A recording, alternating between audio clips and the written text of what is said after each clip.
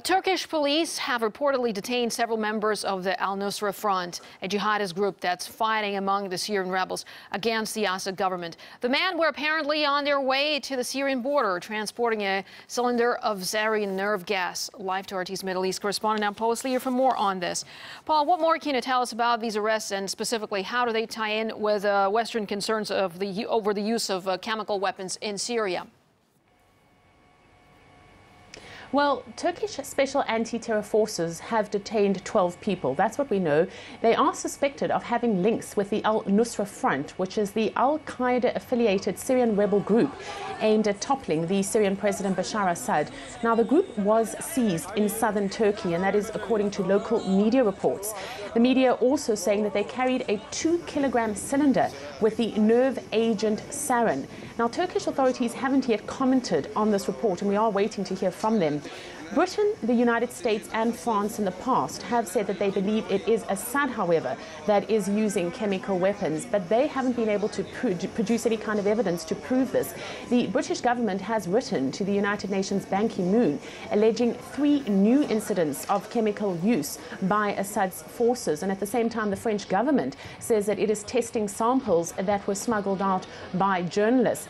But all of this is hearsay at the moment, whereas on the other hand we have, and here what we're seeing is fighters from the Al-Nusra Front allied with the Syrian rebels caught with the sarin nerve agent gas. It is important also to point out and remind our viewers that the United Nations in the past launched an independent investigation, and that did conclude that there are signs that the rebels have been using this sarin nerve agent. Now, Damascus is supportive of an investigation, but not one that will lead to an Iraqi type of scenario.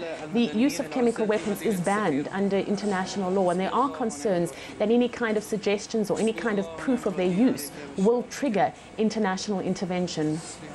Well, Paula, what is the attitude among rebels towards the international peace efforts to resolve the crisis in Syria? The Syrian National Coalition has said that it will not take part in US-Russia-sponsored talks that are scheduled to take place in Geneva next month. The condition that they have for participating is that Iran and Hezbollah renounce all involvement in the Syrian conflict, and only if they do they say that they will attend those talks. This statement does follow the Syrian army's advances in the central part of the country. But with the European Union's arms embargo now lifted, some think that the rebels may try to gain the upper hand on the ground.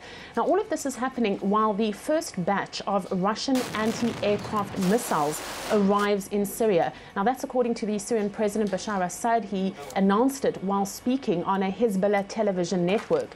Moscow has said that it will continue to supply air defense missiles, calling it a balance designed to deter foreign intervention in Syria.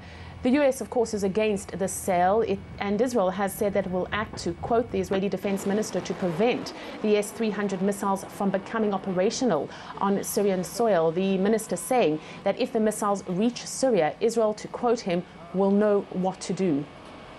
All right, Paul, thanks very much indeed for this update. RT's Middle East correspondent Paul is there.